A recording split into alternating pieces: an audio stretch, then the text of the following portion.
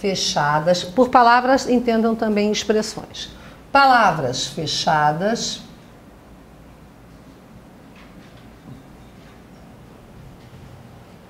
versus palavras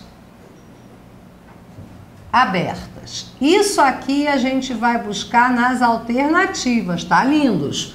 O texto é um universo e ele existe. A gente não pode ficar questionando o texto, a gente questiona a alternativa. Aí, o que é palavra fechada? Palavra fechada é o que são as palavras de cunho categórico. São palavras que não nos permitem outra compreensão que não aquela que está escrita. Por exemplo, um nunca. Um nunca não tem discussão. É nunca. Ou um sempre, ou um tudo, um nada, um apenas, somente, palavras fechadas. Então, das palavras fechadas, tá? Todas elas, ou demasiadamente, lembra que agora a gente leu especialmente, vocês iam pulando fora, olha, cuidado, isso é uma palavra fechada. Das palavras fechadas, ó, suspeitar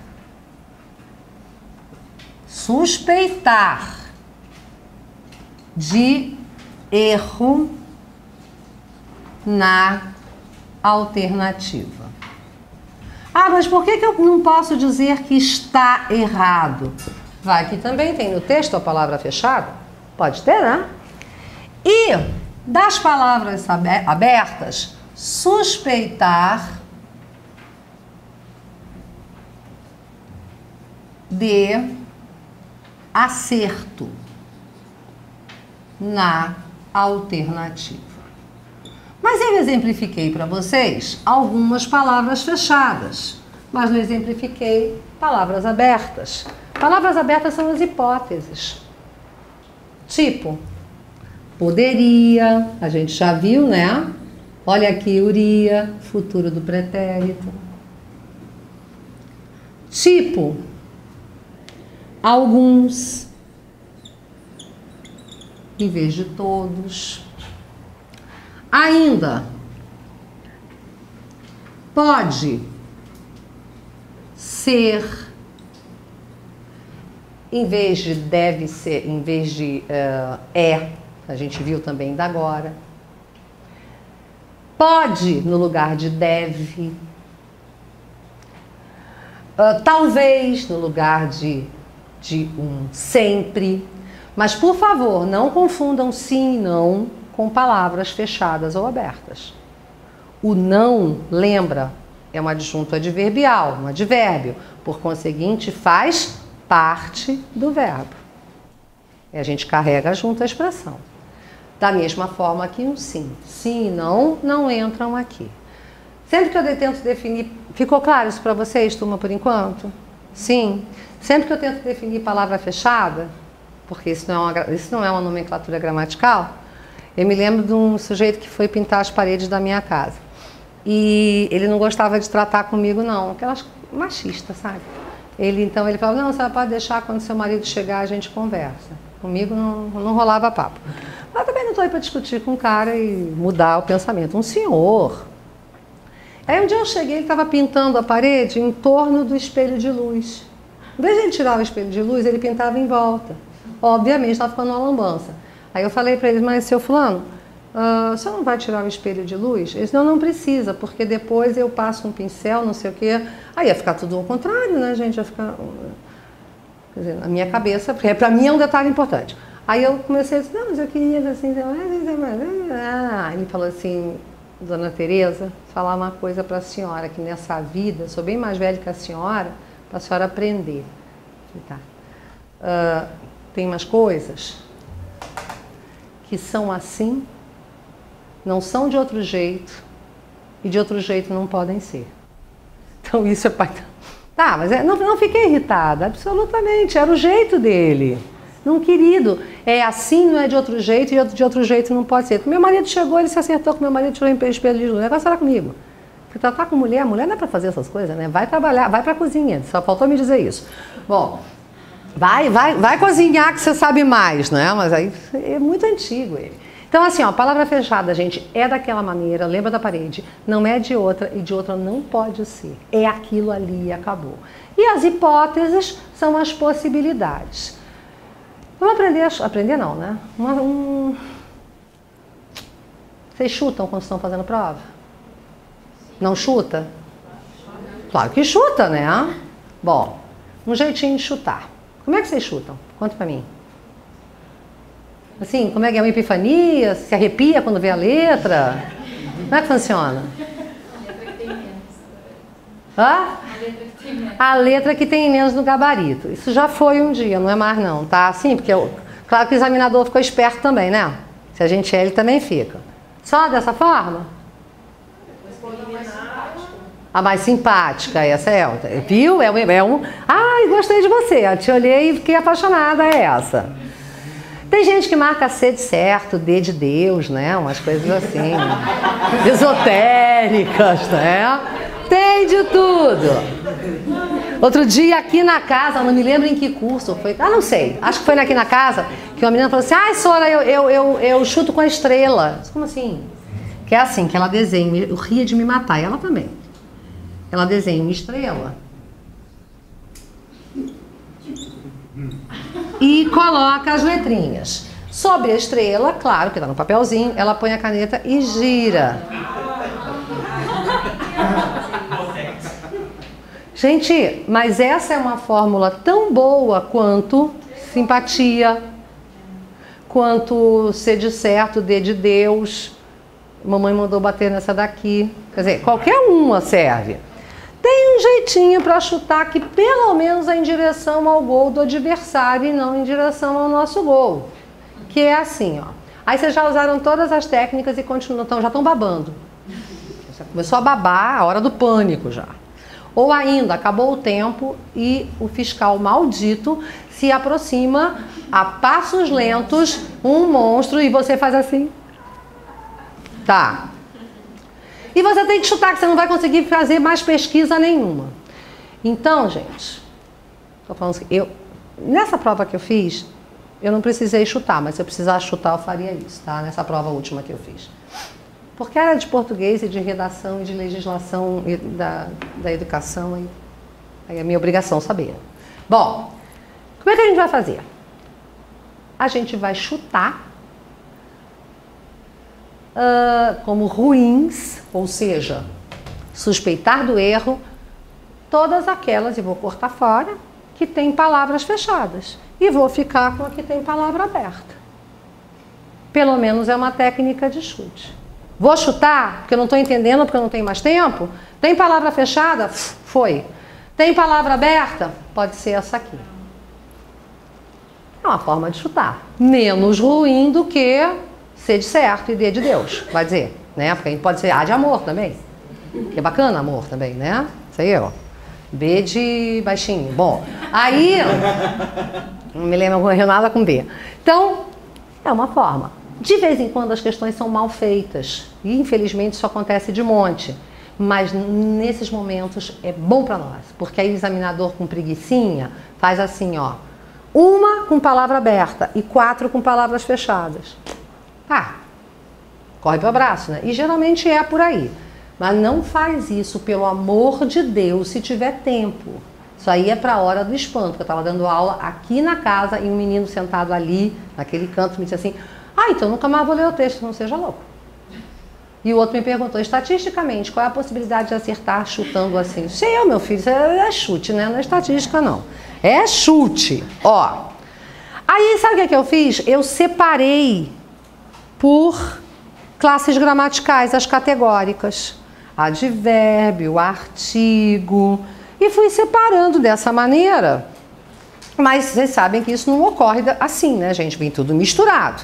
Mas aqui eu consegui, por isso que eu fui tão longe nos anos das provas para buscar que eu queria mostrar exatamente. Página 11, ó. Não tem título, porque eu posso ter tirado. Tampouco tem fonte. Aí, em relação à palavra unânime, são feitas as afirmações que seguem.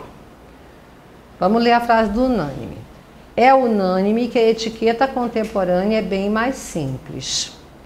Os detalhes que o rei Sol se preocupou em passar para a corte por meio de pequenos bilhetes não caíram em desuso, apenas sofreram adaptações.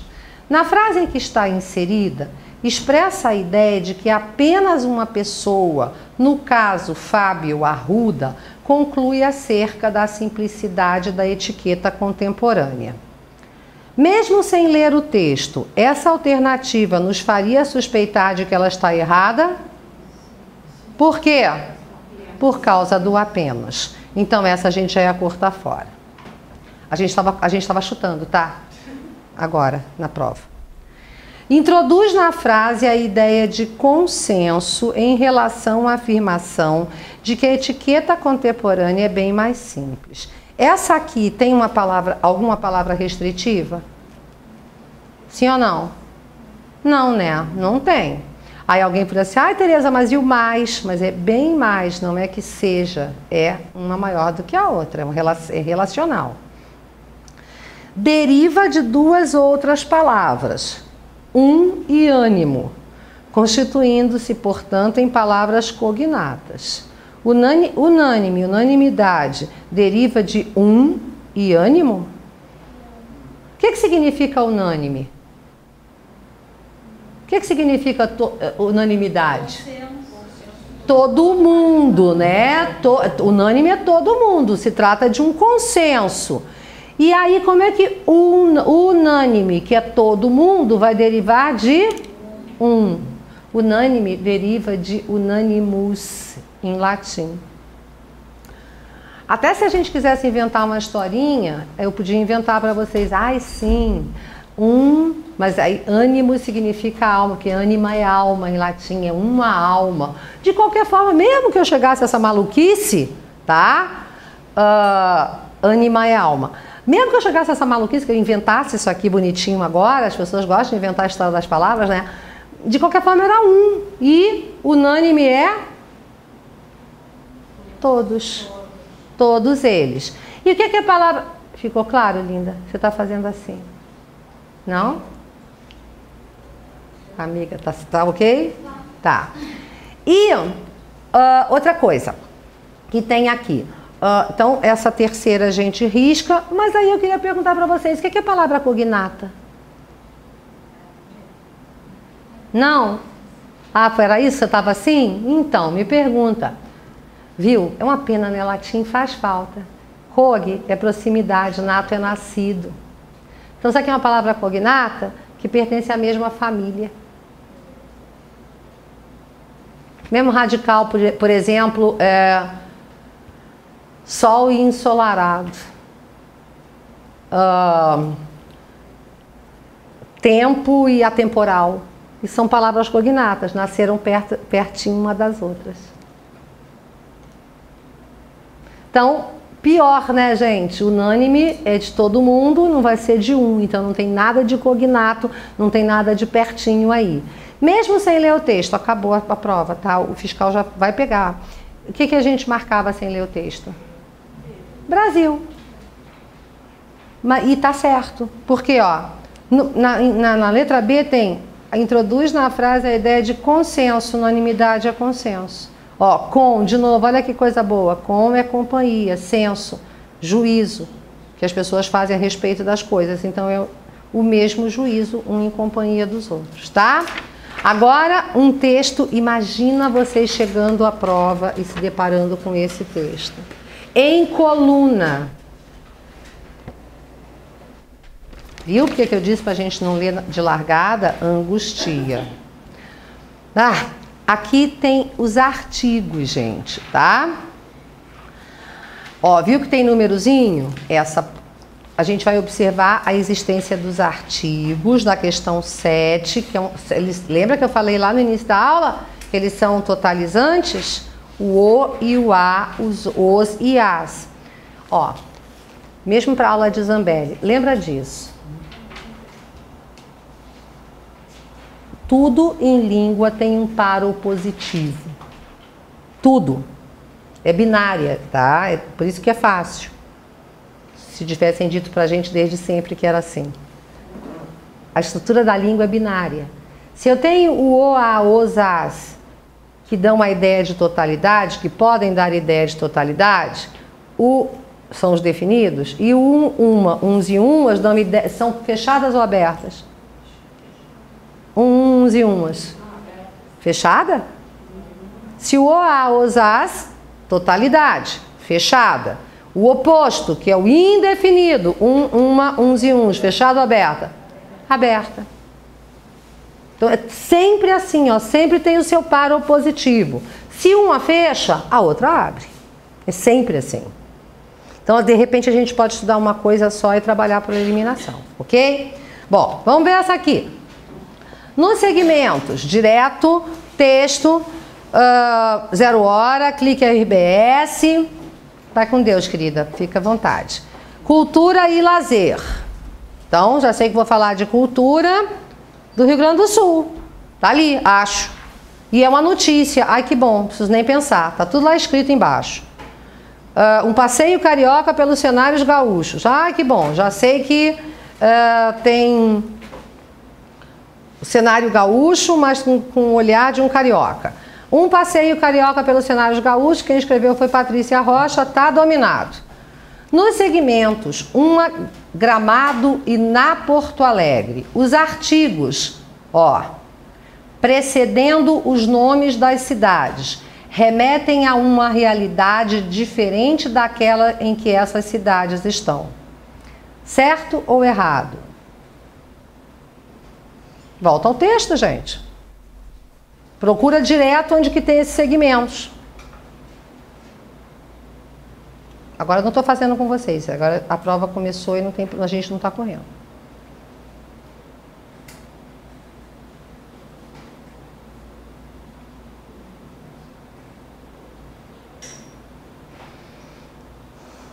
Esse outro pedacinho na Porto Alegre está no penúltimo parágrafo, está em negrito, eu destaquei para nós.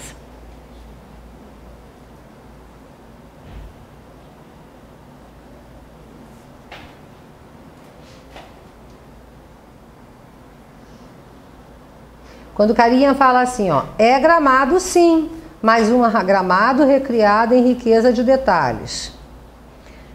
Remete a uma realidade diferente dessa cidade Gramado? Sim.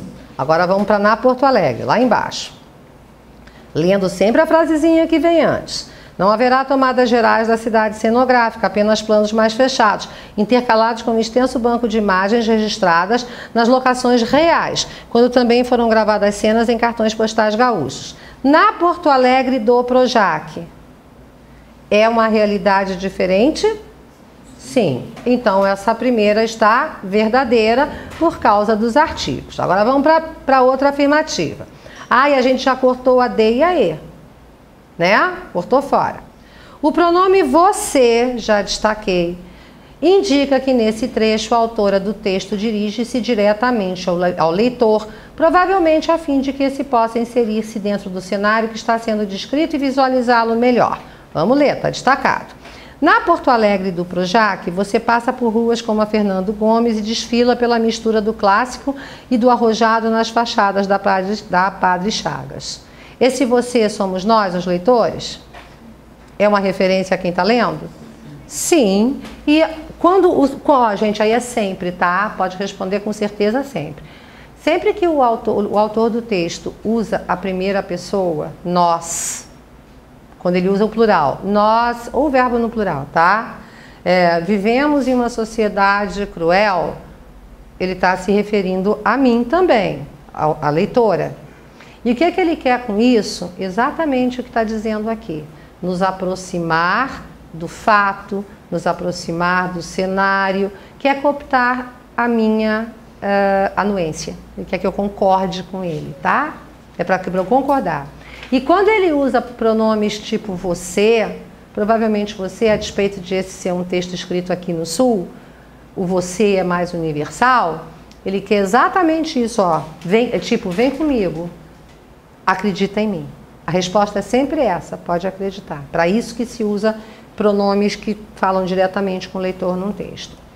Então, a segunda alternativa está correta, já não fiz nada ainda. Tá.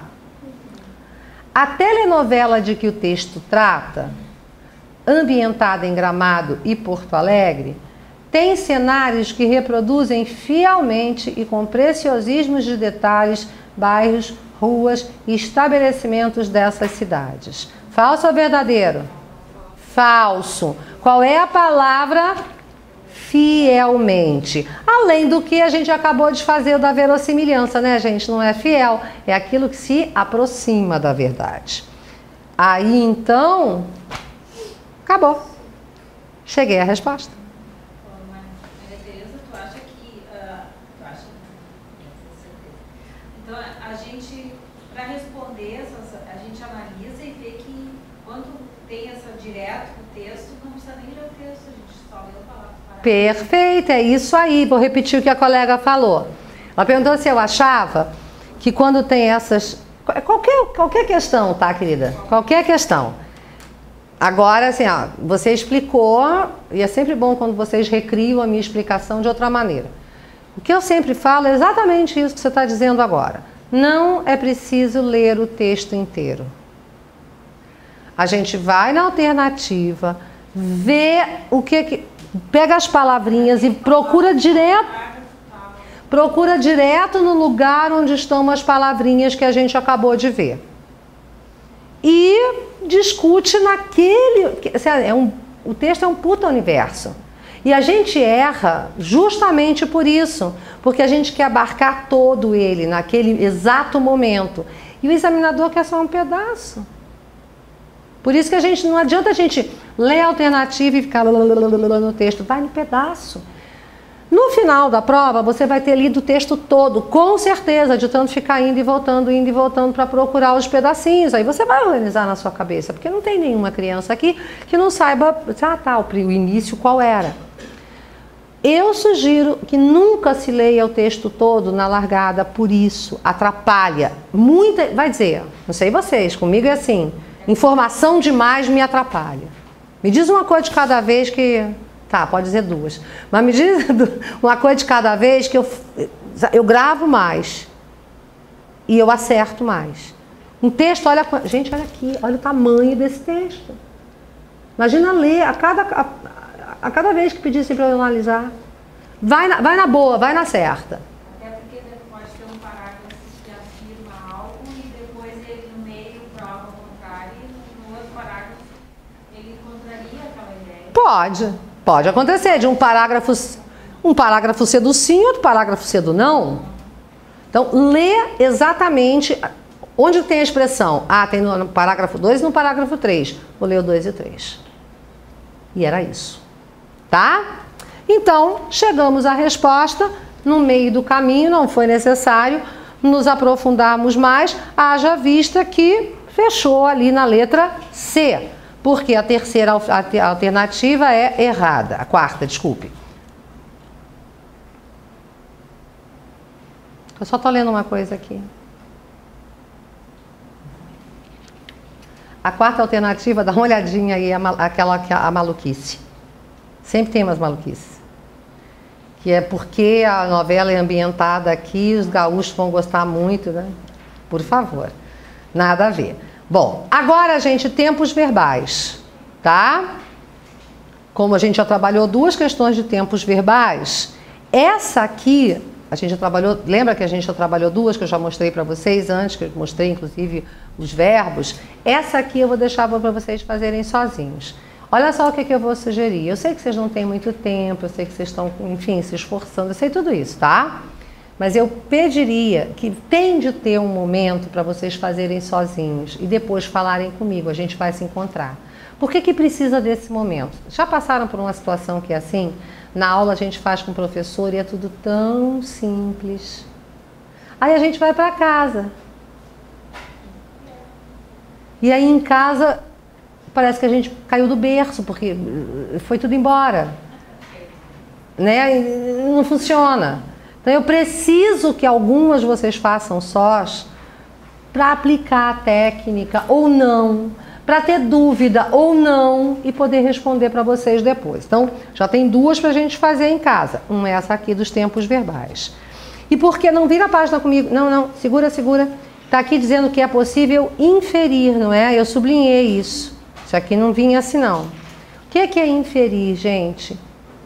É a leitura dos implícitos. Não está escrito, mas a gente chega a essa conclusão.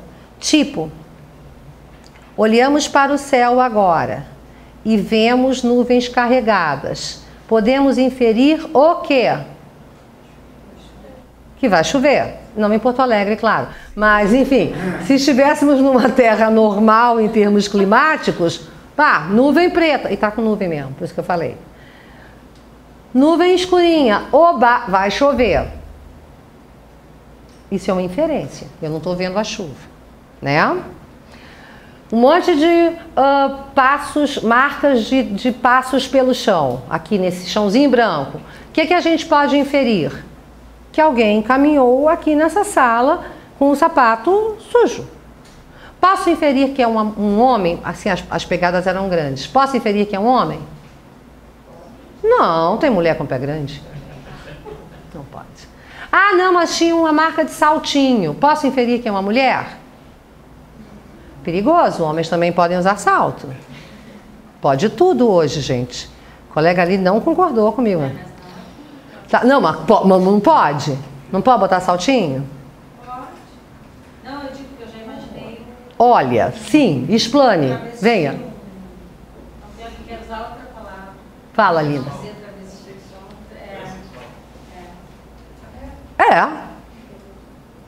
Ou não, gente, a criatura era baixinha e resolveu botar sapato alto. Tem nada a ver com a sexualidade dele. Pois é, então. Ele está absolutamente incomodado. Vou mudar de assunto, tá? Acabou. Bom, então inferir é isso. Mas inferir não é viajar, pelo amor de Deus, tá? É deduzir, pode ser. Deduzir.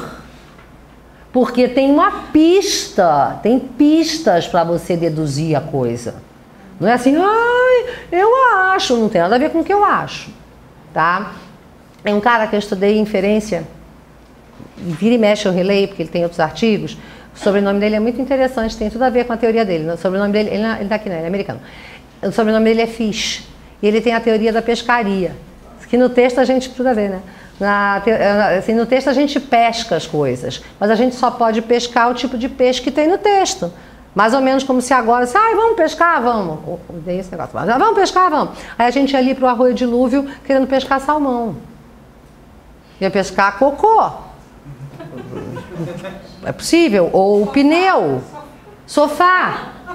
Mas salmão, mas nem que a gente olha, viver as 3 vidas ali. Pode ser até que um dia. Não vai acontecer. Não vai acontecer. Ai, não, mas é água. Em água tem peixe. Não aquele peixe. Tá? Ai, coitadinho do riachinho. Ó. Não, do arroio. Então, A8, os fofuchos vão fazer sozinhos. A9, de novo, os fofuchos vão fazer sozinhos. Gente, me promete que faz para sexta-feira outra. Tem 15 dias ainda. Vocês vão poder ter? Por favor. Por favor. Tá. A10, cujo texto está na página 15, fofos, tem a ver com as expressões restritivas. Já fizemos uma, mais outra para vocês testarem. O mesmo ocorre com a 11, que são as expressões totalizantes, na página 17. Vocês estão marcando aí o que é para fazer? Tá. Depois, bom, que está em branco, né? Vem a questão de a página 17, texto, e na página 18, a questão de número 12, que são expressões enfáticas. Essa eu queria fazer com vocês. E esse texto, o texto como placebo, é uma crônica. Já coloquei aqui na página 18, vejam comigo. Trata-se de uma crônica, isto é, uma fotografia do cotidiano. Como é que eu sei isso? Olha quem escreveu. Moacir Scliar. Não precisa. Ah, mas como é que eu vou saber? Aí são aquelas coisas que a gente tem de saber. Tem algumas coisas na vida que não se admite que pessoas com preparo de vocês não tenham minimamente uma informação dessas. Essa eu quero fazer, tá, gente? Preciso fazer. No segundo parágrafo, quem ler o terceiro, quem ler o primeiro, merece um choque elétrico na virilha, porque ela quer, a criatura quer só o segundo. O autor coloca: um dos mais conhecidos dessa área é o médico hindu Deepak Chopra.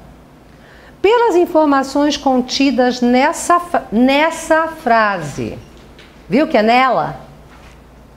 Pode-se afirmar que Chopra é o mais conhecido médico hindu.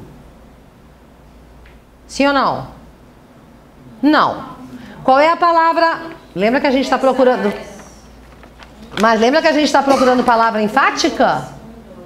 Aqui no texto tem um dos autores mais conhecidos. E aqui está dizendo que ele é o mais conhecido. O que é enfático aí, turma? A gente está procurando expressão enfática. O mais. É uma ênfase. É o o, né, também. Agora vamos para a letra B. Há poucos médicos que trabalham na mesma área que Chopra. Posso dizer que é assim? Não, o texto não está dizendo que é um dos autores mais conhecidos dessa área é o médico hindu Deepak Chopra. Então, há poucos médicos que trabalham na mesma área? Não se sabe.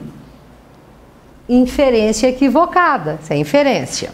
Nenhum outro médico desenvolve atividades na mesma área que Chopra. O que é que tem aí nessa alternativa? Nenhum. Há outros autores atuando na mesma área que Chopra? É essa a resposta. Há outros. Porque se ele é um dos mais conhecidos, é porque há outros. Gente, olha agora comigo a letra C e a letra D. Nenhum outro. E na letra D, há outros. Olha só, assim, ó, eu acho super bem exemplificada essa questão.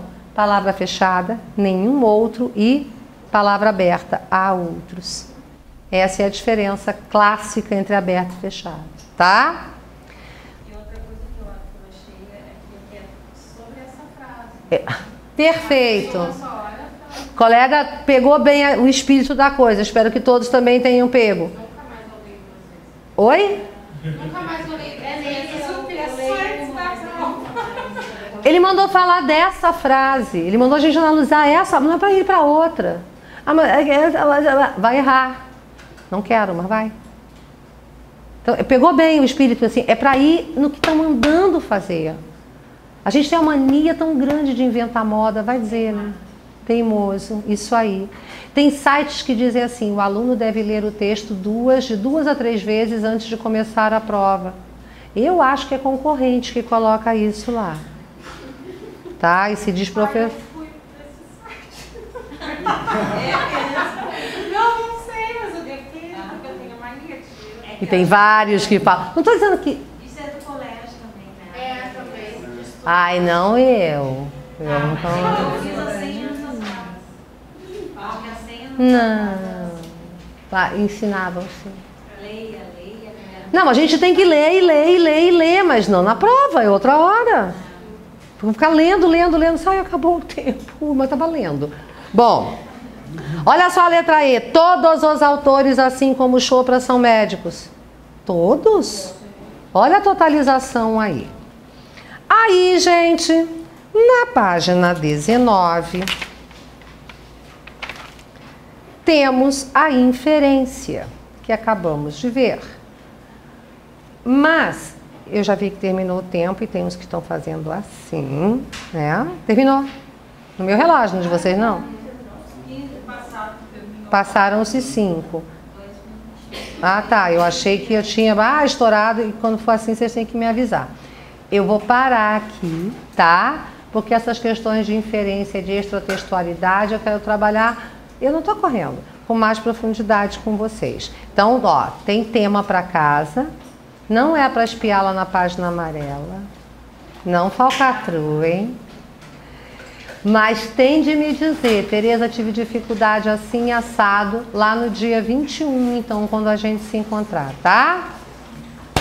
Bom final de semana para vocês.